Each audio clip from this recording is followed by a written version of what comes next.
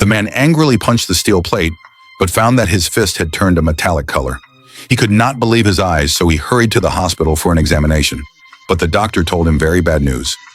After a comprehensive scan, the doctor discovered that not only his arm had become metal, but also every blood vessel and every organ in his body was rapidly transforming into metal.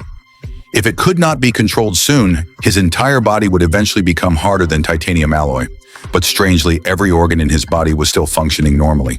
In order not to expose his secret, the man killed the doctor on the spot. When he went to the toilet to calm down, he made another shocking discovery. He could absorb electricity. This suddenly gave him a bold idea. He found Sam, who had turned into the Stone Man, and tricked him by claiming he could help him return to normal. But instead, he drained all the energy from Sam's body. When the Rubber Man arrived, it was already too late. The man released a high-voltage shock that almost melted the Rubber Man. Then, to cover his gradually mutated face, he wore a special steel mask. Thus, the strongest villain of the Fantastic Four, Dr. Doom, was finally born. Just a day earlier, at a scientific discussion, as Marvel's strongest brain, Reed had put forward a new idea. He had found a mysterious cloud in the universe. If a sample could be collected, he could use it to change human genes and potentially cure all incurable diseases.